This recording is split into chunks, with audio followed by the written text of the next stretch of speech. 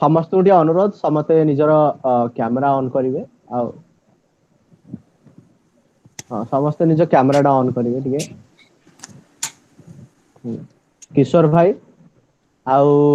शारदा भाई प्रत्युष सॉरी रे मु आज्ञा ଟିକେ कैमरा ऑन कर पाइबिनी। हाँ चलिबो चलिबो चलिबो हाँ आप आउ किशोर भाई टिके ऑन कर दियो शारदा भाई टिके ऑन कर दियो हाँ टिके हाँ आ सागरिका दीदी आपण करि पार ना खाली आपण थिबे सुनिबे हम कथा आउ हाँ हाँ ठीक ठीक ठीक। हाय हाँ हौ आरंभ करदवा आ का पे अपेक्षा आमे करबानी अपेक्षार फल हमको मिलुनी आमे अपेक्षा करियार मतलब ही नहीं आमे अपेक्षा करबानी आमे आरंभ करदवा तो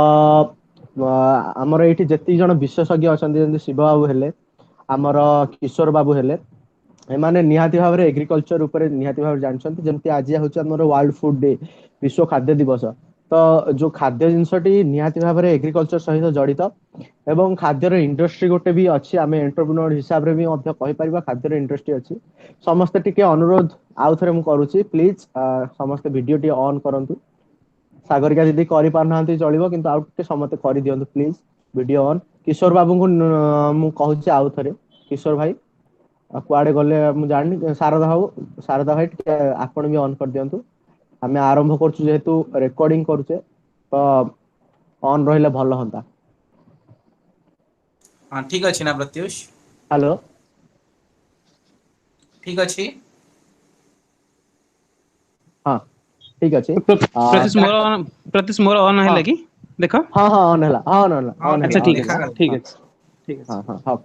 आओ आरंभ करदवा तो मु जहाँ कहूଥିଲି हमर एग्रीकल्चर सहित जड़ित तेणु आमे कौन करूचे ना खाद्यर चाहिदा हमर दिन को दिन बढ़ुचे एवं खाद्य नष्टर परिमाण भी मध्य बढ़ुची आमे मु जहाँ जानिछि आमे एमएसपी देकी हम एग्रीकल्चर टाको आमे नष्ट करूचे केमिति ना एमएसपी द्वारा आमे गहम आउ धान छडा आउ कोनोसी उत्पादन अधिक वृद्धि करि पारुने एमएसपी देबा द्वारा समस्त गहम आउ धान रे ही लागि पडुसंती तेणु मु कहूची एमएसपी हमर अधिकांश क्रॉप रे दबाकू पड़िबो आमे 23 टा क्रॉप रे रखुचे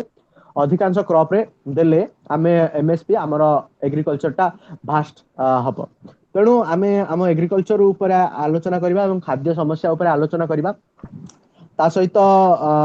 ଆଜି ମୁଁ ସମସ୍ତଙ୍କୁ ସ୍ଵାଗତ କରୁଛି ଏବଂ ଯୋଉମାନେ ଆସିନାହାନ୍ତି ସେମାନେ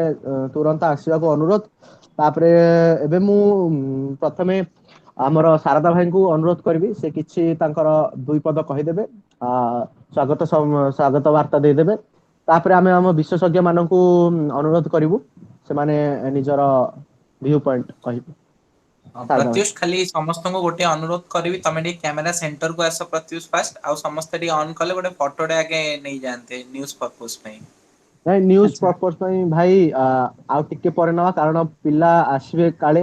ଯୋଉମାନେ ଆସନ୍ତୁ ଆମର 5-6ଟା ପିଲା ହେଇଗଲେ ଭଲ ଲାଗିବ କାରଣ ଆମେ 4-5 ଜଣ ଅଛୁ ନା ଆମେ 6 ଜଣ ଅଛୁ ଯେତିକି ହ୍ୟାଲୋ ଗୋଟେ ଫଟୋଟେ ନେଇଯାଇଥିବା ଏବେ ଯଦି ପରେ ପିଲା ଆଡ ହେବେ ଦେନ ଆମେ ଆଉଥରେ ନେଇଯିବା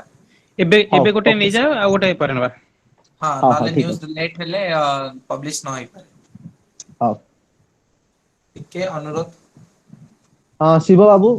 ଆଉ ସାଗରିକା ଦିଦିଙ୍କୁ ତ ଆସିପାରିବେନି ହଉ ଚଳିବ ଠିକ ଅଛି ଲାଗୁଛି ତ ମୁଁ ସେଥିପାଇଁ ମୁଁ ଭିଡିଓ ଟା ଅଫ୍ କରିଦଉଛି ଠିକ ହଁ ଅଛି ଚଳିବ ଅନ୍ ଚଳିବ ଠିକ ଅଛି ହେଇପାରିବ ଠିକ ହଁ ହଁ ଓକେ ଗୋଟେ ସେକେଣ୍ଡ ହଁ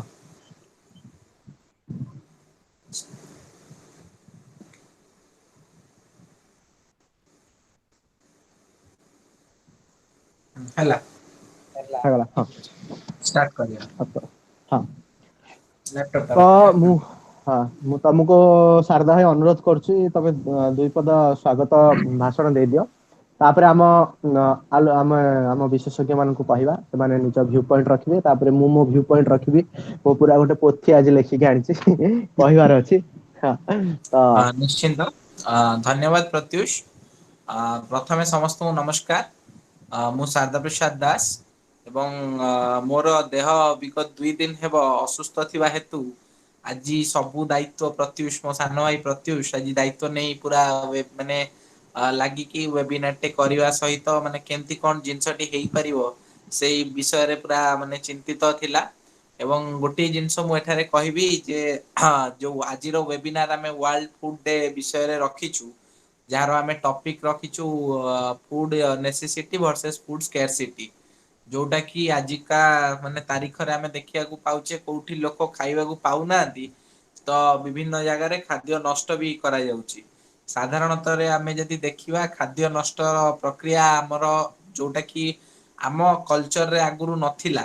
କିନ୍ତୁ ସେଇଟା ଧୀରେ ଧୀରେ ଧୀରେ ଧୀରେ ଆମ କଲଚରରେ ଆସି ପହଞ୍ଚିଲାଣି, ଯୋଉଟା କି ବାର୍ଥଡେ ସେଲିବ୍ରେସନ କରିବାକୁ ଲୋକ କେକ୍ ଧରିବେ, ମୁହଁରେ ବୋଳା ବୋଳି ହେବେ।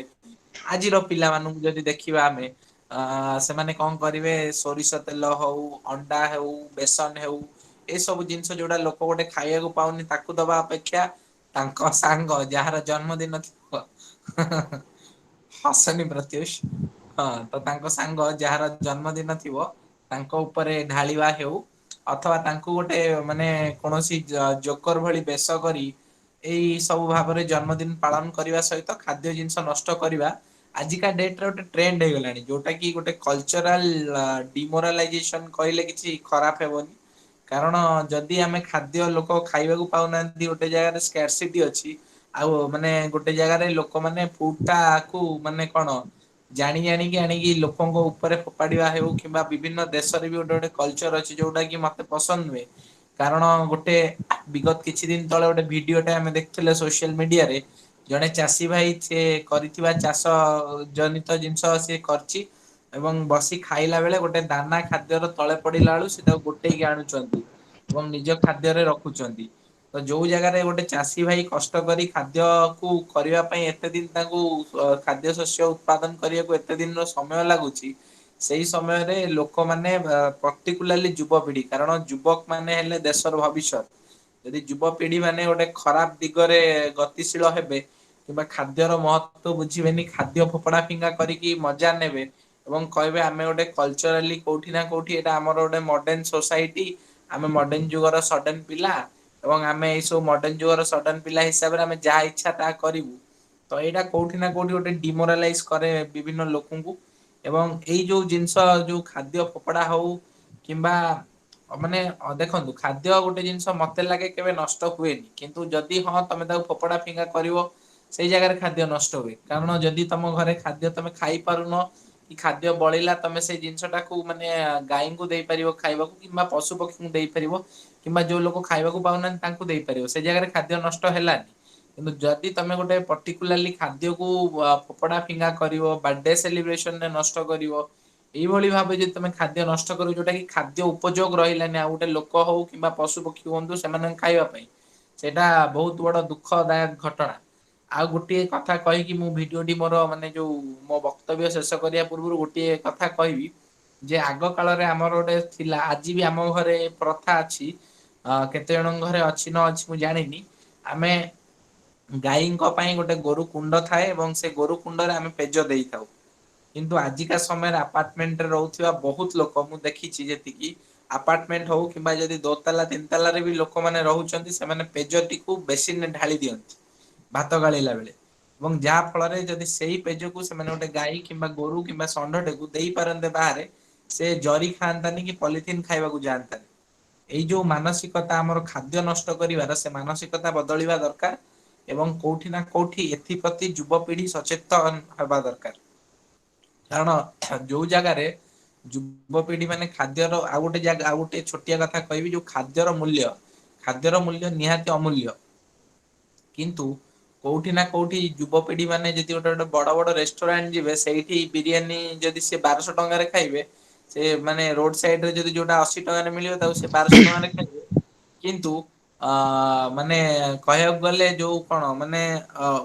ଇନସଲ୍ଟ କୁହାଯାଏ ଯୋଉ ଖାଦ୍ୟକୁ, ସେଇଭଳି ଭାବେ ଦେଖିବାକୁ ମିଳିଥାଏ ରେଷ୍ଟୁରାଣ୍ଟ ମାନଙ୍କରେ ସ୍ପେସିଆଲି। ଏବଂ ଗୋଟେ କୋଉଠି ନା କୋଉଠି ଭେଦଭାବ ମତେ ବ୍ୟକ୍ତିଗତ ଭାବରେ ମତେ ଦେଖିବାକୁ ଲାଗେ କୋଉଠି ନା କୋଉଠି ଭେଦଭାବ ସୃଷ୍ଟି କରାଯାଏ, ମାନେ ଖାଦ୍ୟର ମୂଲ୍ୟ ବା ଏଇ ଯୋଉ ଆମର ଆଜିକା ତାରିଖରେ ଯଦି ଆମେ ଟଙ୍କିକିଆ ଚାଉଳର ବି ଉଦାହରଣ ନବା, ଏମିତି ବହୁତ ଜିନିଷ ଅଛି। ଯେହେତୁ ମୋ ଦେହ ଅସୁସ୍ଥ ମୁଁ ଅଧିକ କହିପାରୁନି, ମୁଁ ଅନୁରୋଧ କରି ମୋର ଭାଇ ପ୍ରତ୍ୟୁଷକୁ ସେ ୱେବିନାରକୁ ଆଗେଇ ନେବାକୁ, ଧନ୍ୟବାଦ। ହଁ ଭାଇ, ହଁ ଭାଇ, ଆଜି ଗୋଟେ ଭଲ ଷ୍ଟାଟସ୍ ଆପଣ ଦେଇଥିଲେ, ସେଟା ମୁଁ ଆଜି ଦେଖିଛି ଯେ ପିଲାମାନେ ମିମ୍ ଯୋଉଟା ହଉଛି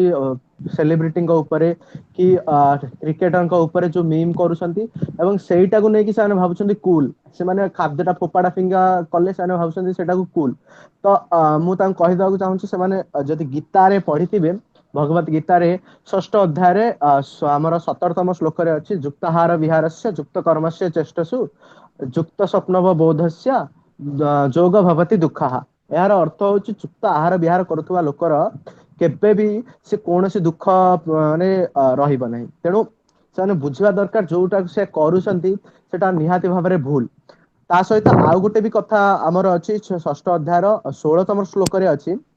जे अधिक खाउथुवा लोकर बा कम खाउथुवा लोकर कोनोसी जोग माने कोनोसी कर्म प्राप्ति हुए नाही अधिक खाइबा अर्थ हमर जो एबे शहर रे आउ गोटे बहुत परिमाण में बढ़ी जायछि किशोर भाई मु तुमको कहूची टिके खाली म्यूट कर दबा माने तम आवाज तो अच्छा सुबुच हां अच्छा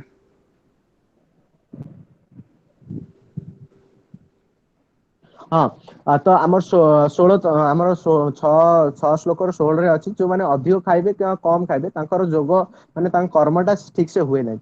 एथर अर्थ होची आमे कम खाइबा तो अर्थ बुझिले अधिक खाइबार अर्थ होची जो माने ओबेसिटी माने बहुत परिमाण में खाइ दउसंती एवं बहुत कदर्य खाद्य खाउसंती फास्ट फूड हे गला कि से डोमिनोस केएफसी जहां भी हमर सबु माने खाउसंती बॉयलर कुकुडा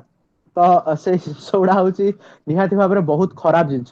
से माने बुझवा दरकार जे से माने होचंदी भविष्यत भारत वर्षर भविष्यत यदि से माने निजे भलो रहिबेनी से माने हमर भविष्यत बा हमर भारत को केमिति गढिबे आमे जदि खाद्य विषय रे कथा हबानी जेमति आजि हेला हमर केही पिला आसिले खाद्य ऊपर कथा हबानी एग्रीकल्चर ऊपर कथा हबानी जोटा कि हमर 60% लोक 42% लोक तो माने पूरा जड़ित एवं जो 18% लोक रहि गले से माने इनडायरेक्टली जड़ित केमति जो मानकर हे गला हमर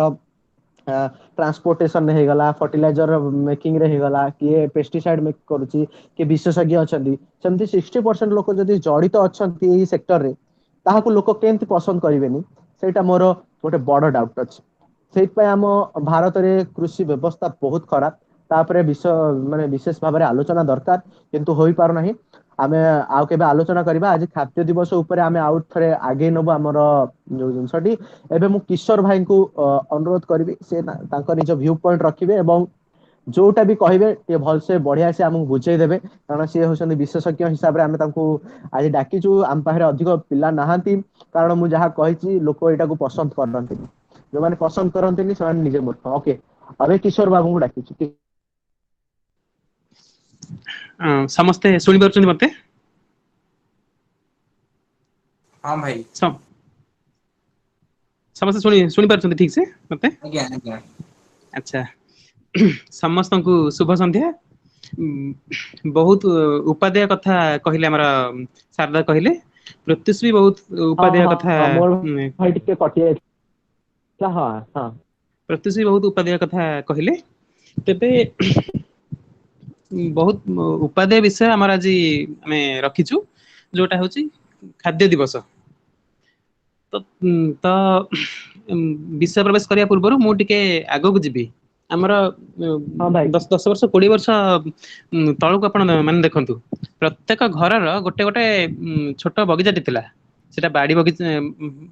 बाड़ी रे हेउ जोटा वर्तमान रिवाइज हेकी आछि जोटा को कहया जाउछि जे हमर न्यूट्रिशनल गार्डन सेतेबेले हमर केमिति थिला सेतेबेले होय त आर्थिक अवस्था प्रत्येक परिवार रे भलो नथिला किंतु खाद्य भावंत अवस्था रे केही नथिले ये हला गोटे कथा द्वितीय कथा केवल जे खाद्य सेठु अमल होउथिला से कथा नुहे समस्त प्रकृति सहित मिसिक रहउथिले घर प्रत्येक मेंबर किए खत देला किए गछरे पानी देला किए गछरे जत्न नेला किए रंजा देला तो प्रकृति सहित गोटे उत्पृत भाव जड़ी रहउथिले आ निज समयर गोटे गठनमूलक भाव सुविनियोग करुथिले किंतु वर्तमान जो हमर विज्ञान बा प्रयुक्ति विद्या टेक्नोलॉजी आगेची ता फल रे आमे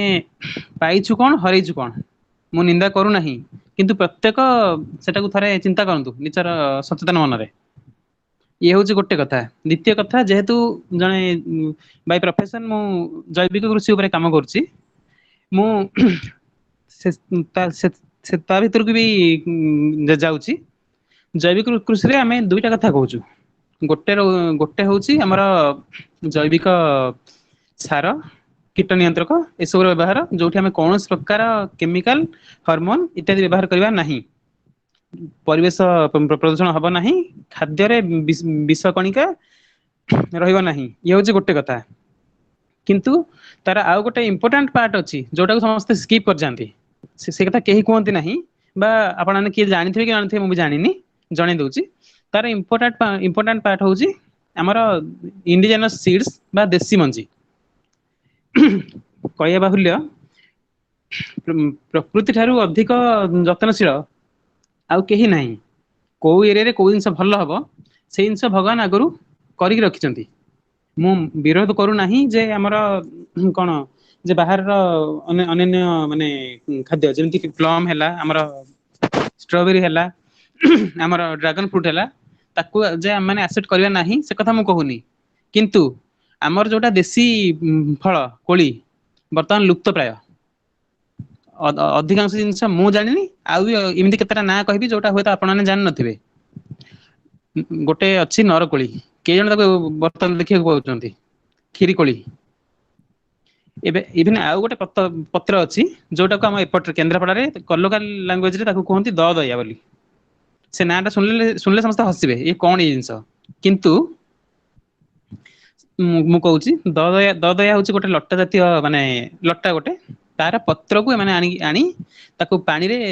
ଚକଟି ଦିଅନ୍ତି ଚକଟି ଦେଲା ପରେ ଚିନି ବା ଗୁଡ ଯାହା ମିଶାନ୍ତି ଆଉ କିଛି ସମୟ ଗୋଟେ ଥାଳିରେ ରଖିଦେଲେ ସେ ସୁଜି ହାଲୁଆ ପରିକା ହେଇଯାଏ ତାପରେ ତାକୁ ଛୁରୀରେ ପିସ୍ ପିସ୍ କରି କାଟିକି ଖାଆନ୍ତି ସେଟା ପେଟକୁ ବହୁତ ଥଣ୍ଡା ରଖେ ଏବଂ ଯେହେତୁ ଗୋଟେ ପତ୍ର ତାର ଅନ୍ୟାନ୍ୟ ଅନେକ ମାନେ ଆୟୁର୍ବେଦିକ ଗୁଣ ରହିଛି ଥରେ ଚିନ୍ତା କରନ୍ତୁ ଆମେ ଯୋଉ ମାନେ କଂକ୍ରିଟ ଜଙ୍ଗଲ ସୃଷ୍ଟି କରୁଛେ ମାନେ ପରିବେଶକୁ ନଷ୍ଟ କରୁଛେ ଆମେ ଆମର ଆଗାମୀ ପିଢିକୁ ଏଇ ସବୁ ମାନେ ଯୋଉ ପ୍ରାକୃତିକ ବିଭବ ଆମର ଥିଲା ସେଥିରୁ ବଞ୍ଚିତ କରୁନାହିଁ ତ ଇଏ ହେଲା ପ୍ରଥମ କଥା ଦ୍ଵିତୀୟ କଥା ଯୋଉଟା ଶାରଦା ଭାଇ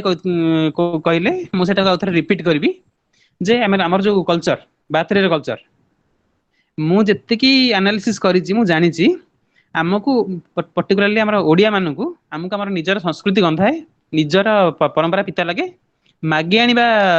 ଜିନିଷରେ ଆମେ ମାନେ ବିଶ୍ୱାସ କରୁ କିନ୍ତୁ ଭୁଲି ଯାଉ ଯେ ମାଗି ଆଣିବା ତେତିଅଣ ସୁଡୁକାଏ ଆମ ପାଖରେ ବହୁତ କିଛି ଅଛି କ୍ରିଏଟିଭିଟି କରିବାର ସେଇ ବାତରେ ଆମେ ଗୋଟେ ଗଛ ଲଗେଇ ପାରନ୍ତେ ଆମେ କିଛି ଛୋଟ ପିଲାମାନଙ୍କୁ ଶିକ୍ଷା ଦେଇ ପାରନ୍ତେ ଗାର୍ଡେନିଂ ଟିପସ ଉପରେ ବହୁତ କିଛି କନଷ୍ଟ୍ରକ୍ଟିଭ କାମ କରାଯାଇ ପାରନ୍ତା କିନ୍ତୁ ଆମେ କରୁନାହିଁ ବାକି ରହିଲା କେକ୍ ଯୋଉଟା କି ସମ୍ପୂର୍ଣ୍ଣ ଭାବରେ ଗୋଟେ ଅଶୁଦ୍ଧ ପଦାର୍ଥ ଆଉ ମାନେ ତାର ବେସ୍ ମେଟେରିଆଲ ହଉଛି ମଇଦା ଯୋଉଟା କି ମାନେ ଖାଦ୍ୟ ପାଇଁ ଅନୁପଯୁକ୍ତ ଯୋଉଠି ମାନେ କିଛି ଲୋକ ଖାଇବା ପାଇଁ ପାଆନ୍ତିନି ସେଠି ଏଇ ପ୍ରକାର ପରମ୍ପରା ପାଳନ କରି ନିଜକୁ ମଡର୍ଣ ଦେଖେଇବାର ଯେ କଣ ଥାଏ ମୁଁ କିଛି ବୁଝିପାରିନି ଆଉ ପାତେ ଆଗକୁ ଯାଉଛି ଆମର ବାହାଘର ଭୋଜିକୁ ଦେଖନ୍ତୁ ଆମ ପରମ୍ପରାରେ ଥିଲା ଯେ ଅତିଥି ଦେବ ଭବ ତାଙ୍କୁ ବସେଇ ଆମେ ପେଟେ ପେଟେ ଖୁଆଉଥିଲୁ 4-5ଟା ଆଇଟମ ହଉଥିଲା ଆଜି ଷ୍ଟାର୍ଟର ହେଉଛି 10 ପ୍ରକାରର ଡେଜର୍ଟ ହଉଛି କେତେ ପ୍ରକାରର ଆଉ ମଝିରେ ମଝିରେ କଣ ସବୁ ଆଇଟମ କିନ୍ତୁ ମନେ ରଖିବା ଦରକାର ଆମେ କଣ ସେଇ 10-20 ପ୍ରକାର ଆଇଟମ ସେ ଷ୍ଟାର୍ଟର ସେ ଚାଟ୍ ସେ ତାକୁ ସମସ୍ତେ କଣ ମାନେ ତାକୁ ମାନେ ଏଞ୍ଜୟ କରିପାରୁଛୁ ନା ଏଇଟା କେବଳ ଦେଖେଇ ହେବା ଜିନିଷ ଆଉ ସେ ଦେଖେଇ ହବା ବି କଣ ପାଇଁ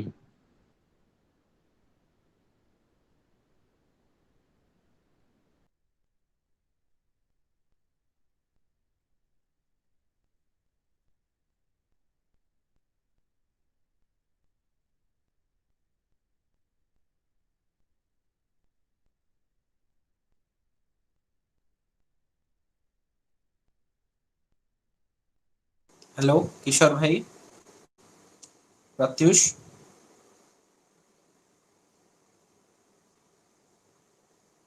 हेलो प्रत्युष ମୋ ଭଏସ ଆସୁଛି हेलो ହଁ ଆସୁଛି କିଶୋର ବାବୁଙ୍କର ବୋଧେ ନେଟୱାର୍କ କିଛି ପ୍ରୋବ୍ଲେମ ରହିଲା ମତେ ଲାଗୁଛି ପ୍ରତ୍ୟୁଷ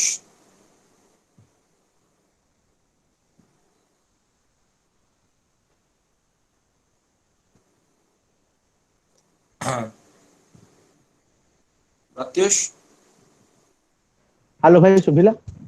हाँ सुबिला किशोर बाबूंकर किसी नेटवर्क प्रोब्लेम रहउछि बोधे। हाँ मु से पचारिया जाइथिले। हाँ नेटवर्क प्रोब्लेम रहउछि तो भाई जेमती कथा कहउथिले किशोर भाई हमर जो कथाटा कहउथिले जे हमर जो पारंपरिक खाद्यटा हटि गलानी गोटे रिपोर्ट आनिछि एटा होछ हंगर इंडेक्स रो रिपोर्ट जोटा माने हमर कोन कहलो फाओ फाओ ए रिपोर्टटा दिए एथरे से स्पष्ट लिखि जे आमे जो खाद्यटा खाइबा सेटा लोकल खाद्य हेतिबा दरकार से न्यूट्रिएंट अधिक परिमाण में अच्छी जदि आम को अलग गोटे देश अलग गोटे राज्य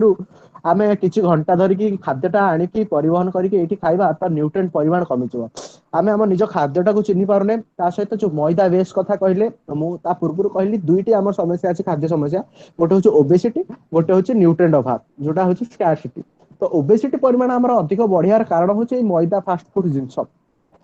सेई जिनसटाको आमे केमती कमेबा तापर आमे आलोचना करबा एबे मु शिव बाबू को कहबी से निज व्यू पॉइंट रखिबे तापर आमे सागरिका दीदी को कहबा किशोर बाबू आउ थरे आसिले से जॉइन करले आमे आउ थरे ताम कहबा तापर मु मो निज व्यू पॉइंट रखिके आमे सारी देबा कारण अधिक पिला नाहंती आमे अधिक कथा कहले के सुनिबेनी आमे एटा फेसबुक रे पकेयाउ पड़िबो तो मु शिव बाबू को कहूची से निजर माइक आउ वीडियो ऑन करके निज व्यू पॉइंट कहबे। समस्त को शुभ संध्या।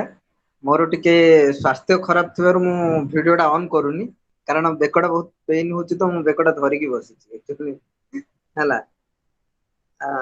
हाँ भाई हाँ चलिबो भाई चलिबो कहि दियो निज व्यू पॉइंट रखि देले आमे खुशी हबो।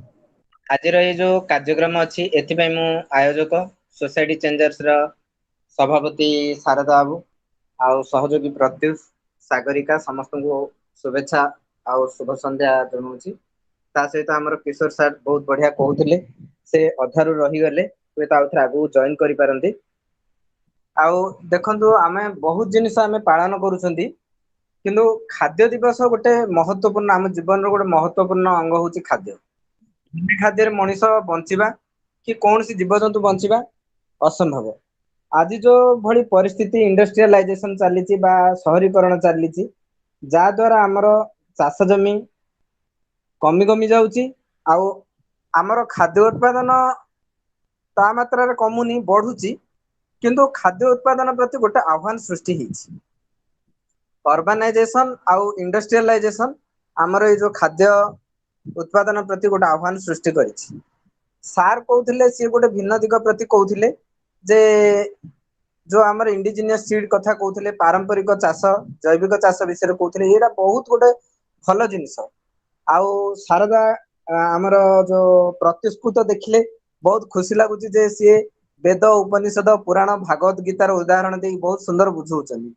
आउ एठी दी जण एग्रीकल्चर छात्र अछन्ती सेमान आगरे मु कृषि उत्पादन विषय कहवाटा मोर बोकामी हबो तेणुकरी मु कृषि सहित आमर जो सामाजिक क्षेत्र में कौन परिवर्तन होची से विषय मु एठी विशेषतः आलोचना करिवि आउ से ऊपर मु बहुत गुरुत्व देबी आज आलोचना रे मोर मुख्य विषय रहइबो जेहेतु आमर सामाजिक क्षेत्र गुड़िक दिनकू दिन असजड़ा ही चलीची तेणुकरी आमर खाद्य उत्पादन प्रति किमिति संकट सृष्टि होची से विषय मु आलोचना करिवि आज दिन सारा बहुत मु टायर्ड ही अछि प्राय गोटे 200 किलोमीटर बाइक चलैछि सेथिबाई मु किछि भी प्रिपेयर हेनी तथापि कहला परे मु दि चारिटा पॉइंट ऊपर आलोचना करूछि मूलतः आमर भू संस्कार विषय उणाधिक समस्त जानिछन्ति जानिछन्ति कि नाही मते टिए हां नाही कहंतु शारदा बाबू प्रत्युष सागरिका मैडम टिए कहंतु हाँ भाई कौन कौन भू संस्कार विषय कौन जानिछन्ति भू संस्कार प्रकृत कथा होची माने हमर जो एग्रीकल्चर लैंड टा अछि ताको केने माने रिफॉर्म करि परिबा से ऊपर भू संस्कार आईन गोटे आसियार थिला काई एजा आईन आसीनी ताको आईन प्रणीत करिवे कि नाही मु जानिनी तो एति कथा मु जानिथिली एटा गोटे रिपोर्ट रे आस्थिला मु एटा को द हिंदू रे पढिथिली एति कि मु जानिछि। ओके शारदा बाबू कहंतु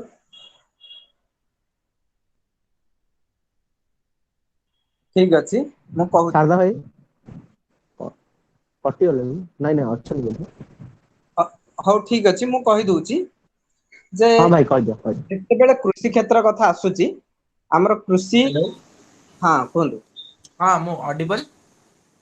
हाँ हाँ हाँ भाई कौन कटि जाइथिला हाँ कि भाई मझिरे? क्वेश्चन टा आउथर रिपीट करिए प्लीज। ଯେ ଭୂ ସଂସ୍କାର ବିଷୟରେ କଣ ଜାଣିଛନ୍ତି ଟିକେ କୁହନ୍ତୁ। ଏଇଟା ଆମେ ଗୋଟେ ଆଲୋଚନା ଭଳିଆ କରିବା, କିଏ କିଛି ଗେଷ୍ଟ ଏ ସବୁ ନୁହଁ। ओके नहीं मु भू संस्कार आईन विषय सेमती विशेष जानिनी आपण कहबे बोली मु अनुरोध करूची। ଠିକ ଅଛି। ତ एक्चुअली ଯେତେବେଳେ ଆମେ କୃଷି କ୍ଷେତ୍ର କଥା ଯିବା, କୃଷି ଉତ୍ପାଦନର କଥା କହିବା, ସେତେବେଳେ ଭୂ ସଂସ୍କାରର ଗୋଟେ ବହୁତ ବଡ ମହତ୍ୱପୂର୍ଣ୍ଣ ଭୂମିକା ରହିଛି। ଆମର ଏନିସିଏଣ୍ଟ ଆମର ଯୋଉ ଆଦିମ ଯୁଗ ପ୍ରାଚୀନ ଯୁଗରୁ ଆରମ୍ଭ କରି ଏ ପର୍ଯ୍ୟନ୍ତ ଯେତେ ଆମେ ଯୋଉ ଗତି କରିଛେ, ମାନବ ସଭ୍ୟତା ଯୋଉ ଗତି କରିଛି, ତାର ଉତ୍ପାଦନ ତାର ଭୂ ସଂସ୍କାର ଆଉ ତାର ଯୋଉ ସାମାଜିକ ବ୍ୟବସ୍ଥା ଉପରେ ନିର୍ଭର କରେ। ଭୂ ସଂସ୍କାର ଏସବୁ ଆସିବ ଯେ ଜମି ଗୁଡିକର ଗୋଟେ ଚାଷୀ ପାଖରେ କେତେ ଜମି ରହିବ, ଜମିର ମାଲିକାନା କାହା ପାଖରେ ରହିବ, ସିଏ କେତେ କର ବାନ୍ଧିବ, ଜମିର ଜଳକର ଜଳସେଚନ କେମିତି ହେଇପାରିବ, ଏ ସବୁ ଯାକ ଜିନିଷ ଆମର ଭୂ ସଂସ୍କାର କ୍ଷେତ୍ରକୁ ଆସିବ। ଯେମିତି ଆମର ବ୍ରିଟିଶ ସମୟରେ ଚିରସ୍ଥାୟୀ ବନ୍ଦୋବସ୍ତ କଥା ଆସିଲା, ପ୍ରକ୍ରିୟାକରଣ ଫଳରେ ତାଙ୍କ ହାତକୁ ନେଇଥିଲେ। ଇଂରେଜ ବୋଲି କିଏ ନଥିଲା, ସ୍ଥାନୀୟ ଛୋଟ ଛୋଟ ଯୋଉ ଜମିଦାର ମାନେ ଥିଲେ, ସେଇ ଜମିଦାର ମାନଙ୍କ ପାଖକୁ ଯାଇଥିଲା, ଆଉ ସେମାନଠୁ ଅତି ମାତ୍ରାରେ ସେମାନେ କର ସଂଗ୍ରହ କରୁଥିଲେ, ଯାହା ଫଳରେ କୃଷକ ମାନେ ଚାଷ କାର୍ଯ୍ୟକୁ ଛାଡି ଦେଇଥିଲେ। ଯେତେବେଳେ ଦେଶ ସ୍ୱାଧୀନତା ହେଲା, ବହୁତ ଲୋକଙ୍କ ପାଖରେ ବହୁତ ଜମି ଥିଲା, ମାନେ ଜମିଦାର ମାନଙ୍କ ପାଖରେ ବହୁତ ଜମି ଥିଲା, ଆଉ ଭୂମିହୀନ ଲୋକଙ୍କ ସଂଖ୍ୟା ଅଧିକ ଥିଲା। ତ ଆମର ଯୋଉ ପ୍ରାକ୍ ସ୍ୱାଧୀନତା କାଳରେ ଆମର ଯୋଉ ନୂଆ ନୂଆ ସରକାର ଆସିଲେ, ଜବାହରଲାଲ ନେହେରୁ, ତାପରେ ଆମର ଲାଲ ବାହାଦୁର ଶାସ୍ତ୍ରୀ, ଇନ୍ଦିରା ଗାନ୍ଧୀ, ଏଇ ସମସ୍ତଙ୍କର ଭୂ ସଂସ୍କାର କ୍ଷେତ୍ରରେ ଗୋଟେ ବିଶେଷ ଉଲ୍ଲେଖନୀୟ ଅବଦାନ ରହିଛି। ଯେମିତି ଜମିଦାରଙ୍କ ପାଖରେ ଜମି ଥିଲା, କି ଜମି ଗୋଟେ ଗୋଟେ ଲୋକଙ୍କ ପାଖରେ 1000 ଏକର 500 ଏକର ଏଇଭଳି ଜମି ଥିଲା। ଲୋକ କେବଳ ଜମି ଚାଷ କରୁଥିଲେ, କରର ଅଧାରୁ ଅଧିକ ଦେଇ ଦଉଥିଲେ ଜମି ମାଲିକକୁ। ତ ଇନ୍ଦିରା ଗାନ୍ଧୀଙ୍କ ସମୟରେ ବୋଧେ ସିଲିଂ ଆଇନ ଆସିଥିଲା। ସିଲିଂ ଆଇନ ବଳରେ ସେ କଣ କଲେ ନା, ଯୋଉ ଲୋକର ଗୋଟେ ଲିମିଟେସନ କଲେ ପ୍ରତି ପରିବାର ପାଖରେ ଏତିକି ଜମି ରହିବ, ତା ବାଦ ଯୋଉ ଜମିଟା ରହିଲା, ସେ ଜମିଟା ଗଭର୍ଣମେଣ୍ଟ କୁ ଯିବ, ଗଭର୍ଣମେଣ୍ଟ ଭୂମିହୀନ ଲୋକମାନଙ୍କୁ ସେ ଜମି ବାଣ୍ଟିବ। ଗୋଟେ एटा ଲିମିଟେସନ जमीदारी ଥାଏ। ଆବଲିଶମେଣ୍ଟ ଆକ୍ଟ ଯୋଉ କହୁଛନ୍ତି 1951। ହୁଁ ହୁଁ ହଁ ତ ତ ସେଇଟା ହେଲା ଗୋଟେ ସିଲିଂ ଆଇନ। ସିଲିଂ ଆଇନ ବଳରେ ଧନୀ ଲୋକଙ୍କ ପାଖରୁ ଜମି ଗରିବ ଲୋକଙ୍କ ପାଖକୁ ଯାଇଥିଲା, ଆଉ ଅଧିକ କୃଷି କ୍ଷେତ୍ରରେ ଆମର ଚାଷ ହେଇଥିଲା। ଦ୍ଵିତୀୟ ହେଲା ଚକବନ୍ଦୀ ଆଇନ। ଚକବନ୍ଦୀ ଆଇନରେ କଣ ହେଇଥିଲା? ଚକବନ୍ଦୀ ଆଇନରେ ଏହା ହେଇଥିଲା ଯେ ଜମି ଯୋଉ ଛୋଟ ଛୋଟ ଜମି ରହିଛି, ଇକୋନୋମିକ୍ସ ଭାଷାରେ ଜୋତ ବିଖଣ୍ଡନ ବୋଲି ଓଡିଆରେ କହନ୍ତି ତାକୁ,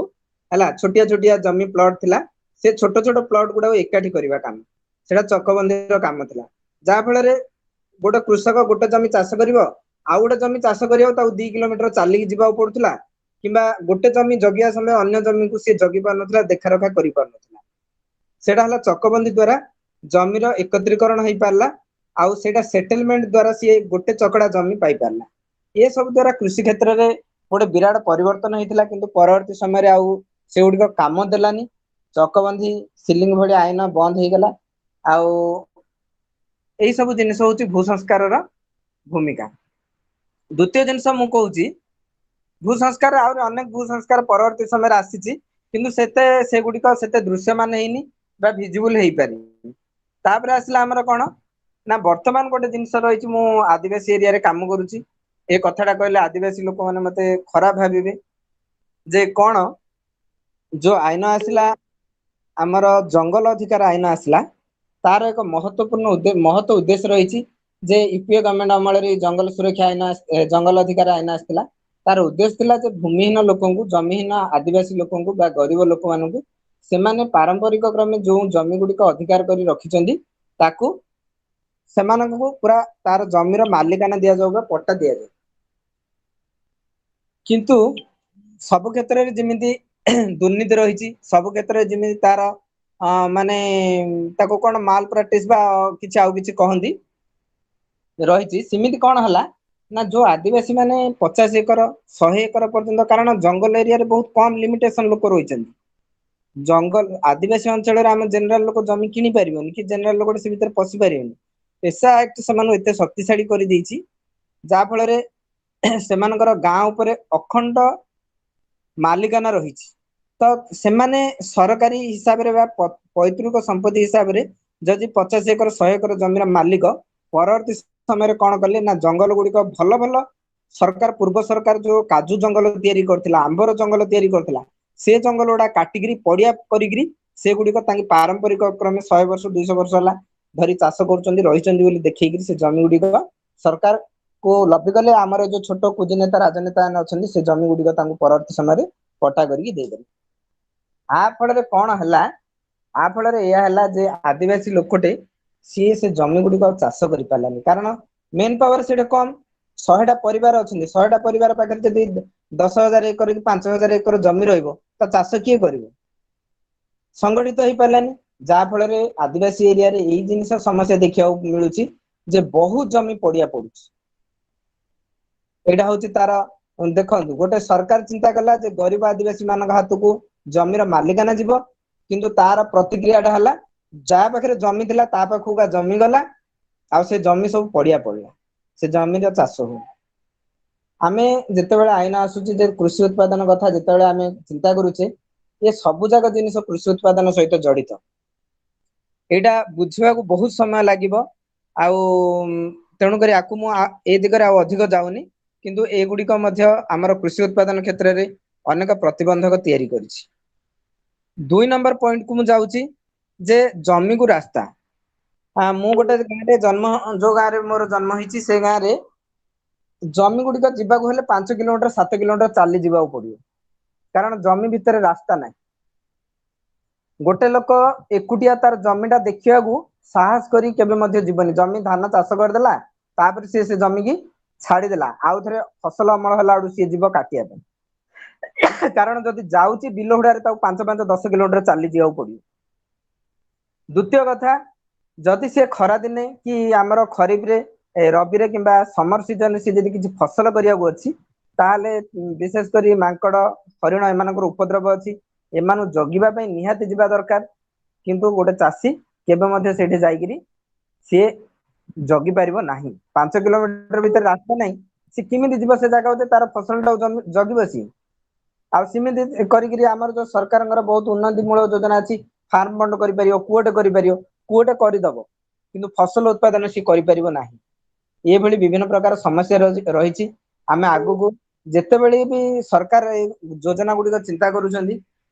କିଛି ଗୋଟେ ଏମିତି ଗୋଟେ ଜିନିଷ, ଏମିତି ଗୋଟେ ଆଇନ ଆସିଥାନ୍ତା ଯେ ସବୁ ଜମିକୁ କମ ସେ କମ କିଲୋମିଟର 1.5 କିଲୋମିଟର ଡିଷ୍ଟାନ୍ସ ରେ ରୋଡ ମିଳି ପାରିଥାନ୍ତା। ପକ୍କା ସଡକ ନହେଲେ ମଧ୍ୟ କଚା ସଡକର ସଂଯୁକ୍ତ ହେଇପାରିଥାନ୍ତା। ଏହା ଦ୍ଵାରା ମଧ୍ୟ କୃଷି ଉତ୍ପାଦନ ବଢିପାରିବ। ତୃତୀୟ ଜିନିଷ ଉପରୁ ମୁଁ ଯାଉଛି, ଆମର ଯୋଉ ଭୂମିହୀନ କୃଷକ ମାନଙ୍କୁ ପ୍ରାଧାନ୍ୟ ଦେବା। ଭୂମିହୀନ କୃଷକ ଆମ ସମାଜରେ ଯେତେ ଜମି ଅଛି, ଲୋକଙ୍କର ଚାଷ ଜମି ଅଛି, ଅଧିକାଂଶ ଭାଗ ଚାଷୀ ମାନଙ୍କୁ ଦିଅନ୍ତି। ଭାଗ ଚାଷୀ ମାନେ ପ୍ରାୟତଃ ଭୂମିହୀନ, କିନ୍ତୁ ଭୂମିହୀନ ପାଇଁ କୌଣସି ଆଇନ ଆସୁନି। ଏବେ ଯଦି ବନ୍ୟା ହେଲା, ବାତ୍ୟା ହେଲା, ଫସଲ ବୀମା ମିଳିଲା, ସବୁ ଭୂମି ମାଲିକ ପାଇଲା, ଜମିର ମାଲିକ ପାଇଲା, ଭାଗ ଚାଷୀ କିଛି ବି ପାଇଲାନି। ଏ ପର୍ଯ୍ୟନ୍ତ ଦେଶ ସ୍ୱାଧୀନତା 70-72 ବର୍ଷ ବିତିଗଲା, କିନ୍ତୁ ଭାଗ ଚାଷୀ ମାନଙ୍କୁ ଚିହ୍ନଟ କରାଯାଇନି। ଏବେ ସରକାର କହୁଛନ୍ତି ଯେ ବଳିଆ ଯୋଜନା ମାଧ୍ୟମରେ ଭୂମିହୀନ ଚାଷୀ ମାନଙ୍କୁ ଋଣ ଆକାରରେ ଟଙ୍କା ଯୋଗେଇ ଦିଆଯିବ, ଆଉ ସିଏ ସେଇ ଟଙ୍କାରେ ଜମି କିଣିବ। ଏହା ସମ୍ଭବପର, କିନ୍ତୁ ସରକାରୀ କାର୍ଯ୍ୟକ୍ରମରେ ଏସବୁ ସମ୍ଭବ ମଧ୍ୟ ବେଳେ ବେଳେ ଅସମ୍ଭବ ହୋଇ ପଡୁଛି। ତେଣୁ ସରକାର ଆହୁରି ଅଧିକ ପ୍ରାଧାନ୍ୟ ଦେବା ଦରକାର ଯେ ଭୂମିହୀନ ଚାଷୀ ମାନଙ୍କୁ କେମିତି ସଷ୍ଟେନ କରିବେ, କେମିତି ସେମାନଙ୍କୁ ସଫଳ ଚାଷୀରେ ପରିଣତ କରିବେ, ଆଉ ସେମାନଙ୍କୁ କେମିତି ଅଧିକ ଦକ୍ଷ କରିବେ, ସେଥିପାଇଁ ସରକାର ମଧ୍ୟ ଚିନ୍ତା କରିବା ଉଚିତ। ତାପରେ ନେକ୍ସଟ ଆସିଲା ଆମର କୃଷି ଉଦ୍ୟୋଗକୁ ପ୍ରୋତ୍ସାହନ। ଯେମିତି ମୁଁ ଭୂମିହୀନ କଥା କହିଲି, ଯଦି ଭୂମି ମାଲିକକୁ ମଧ୍ୟ ଆମେ ଛାଡିଦେବା ବା ଗୁରୁତ୍ୱ ଦେବାନି, ତାହେଲେ କୃଷି ଉଦ୍ୟୋଗ ଗୁଡିକ ମଧ୍ୟ ଭୁଷୁଡି ପଡିବ। କାରଣ ଆଜିକା ଦିନରେ ମୁଁ ବେଶୀ ଦିନ କୃଷି ଉପରେ କାମ କରିନି, 1-2 ବର୍ଷ ହେଲା କାମ କରିଛି। ମୁଁ ଦେଖୁଛି ହାଇବ୍ରିଡ ସିଡ୍ ଗୁଡିକ କଣ ହଉଛି, ହାଇବ୍ରିଡ ସିଡ୍ ଗୁଡିକ ଟମାଟୋର ଗୋଟେ ସିଡ୍ ଅଛି, ତାର କିଲୋ ହଉଛି 50,000 ଟଙ୍କା। ମରିଚ ସିଡ୍ ଟା ହଉଛି 30,000 ଟଙ୍କା। ଖାଲି ତ ସିଡ୍ ରେ ଗଛ ହଉନି, ତାକୁ କୀଟନାଶକ ଔଷଧ ଦବ, ତାକୁ ଆମର ସାର ଦବ, ଫର୍ଟିଲାଇଜର ଦବ, ଆହୁରି ବହୁତ ଜିନିଷ ଅଛି। ହାର୍ଭେଷ୍ଟିଂ ଟାଇମରେ ବି ମେନ୍ ପାୱାର ଆବଶ୍ୟକତା ଅଛି, ବହୁତ ଜିନିଷ ରହିଛି। ତ ଗୋଟେ ଚାଷୀ ଏତେ ଦାମିକା ସିଡ୍ କିଣିବା ମଧ୍ୟ ତା ପାଇଁ बहुत कष्टकर जदि आम कृषि उद्योगी मानू सरकार से भली प्रोत्साहन न दियंती ताहले मध्य हमर कृषि उत्पादन कमिबार संभावना रही तेणुक सरकार जो भूमिहीन कृषक मान सहित कृषि उद्योगी मानक मध्य प्रोत्साहन देवा उचित सरकार योजना सब अच्छी किंतु ऋण किए पाउछि ऋण किमिति होउछि जो आमर अच्छी ऋण गोटे कौन अच्छी किसान क्रेडिट किमिति होउछि ए वर्ष जने लक्ष टका ऋण नहीं कि 2 लाख टका ऋण नहीं सी से सुझुनी लोक मन गोटे भावना पशिगला जे केबे ना केबे गोटे सरकार आसी कृषि ऋण छाड़ कर सी रहा सुझबनी जमारू कारण सी लक्ष्य सुझिले 2 लाख मिलबार ना सी कौन कर जो मार्च मास आसो सी से रिन्यूआल कर सरकार कह कौन ना मु ए वर्ष 10 लाख लोक एति कोटी टंका कृषि ऋण प्रदान कली किंतु देखला बेलू ना सरकार किसी देछि ना सी किसी सुझी केवल रिन्यूआल ही ये गोटे गोटे खराब व्यवस्था इमिति मानसिकतार जदि चाषी सरकार सरकार भोट बैंक को भोट देखिबो चाषी भोट मूल्य चाल कर मो जी काम कर भोटा देवी काम कौन या ऋण सुझीबानी गोटे काम ऋण छाड़ गोटे काम ये गुड़ काम नुह तेणुक सरकार आ प्रति दृष्टि देवा उचित आमर आसला फसल बीमा तो सरकार करिछि किंतु फसल बीमा विषय मुझे जानी प्राय चाषी 90% चाषी फसल बीमा पाती ए सब कहले एगुड़ा माने कौन सरकारी विरोधी कथा गुड़ा कहला परी होउछि किंतु मु जानी जी फसल बीमा किमिति हुए गोटे ब्लॉक रे मनकर 20टा पंचायत अच्छी 20टा पंचायत रे 100टा गाँ अच्छी 100टा गाँ रु जते बेले फसल बीमा पई सरकार निर्धारण करिवे पर्टिकुलर गोटे कि 2टा पंचायत को सी आइडेंटिफाई करिए जे एही पंचायत रे मरुड़ी हला से अन्य पंचायत गुड़ा कौन करेंगे ना से जलसेचित जमी ता पाखे नदी अच्छी ह्रद अच्छी प्रकृति नदीटा 5 किलोमीटर दूर थे सरकारी रेकर्ड से जलसेचित हो जार्थ सी आउे फसल बीमा मिलवार प्रश्न उठुना एरा प्राक्टिकली मु लोक शुणी काम करने समय लोक अभियोग शुणी और जानी मु गोटे गाँव में कम करुली से गाँटा ना हूँ सरबगढ़ ना गोटे डैम अच्छी गोटे प्रोजेक्ट अच्छी सरबगढ़ डैम बोली से सरबगढ़ डैम टा 10 किलोमीटर दूर रे अच्छी किंतु सरकारी रेकर्ड रे कौन होइछि ना एगोटा जलसेचित जमी जेहेतु हो जाइछि आउ सरकार से कौन नौ जल कर नौ तेणुक जिते मरुड़ी तालिका आसुछि से पंचायत से मरुड़ी घोषणा करूना किंतु संपूर्ण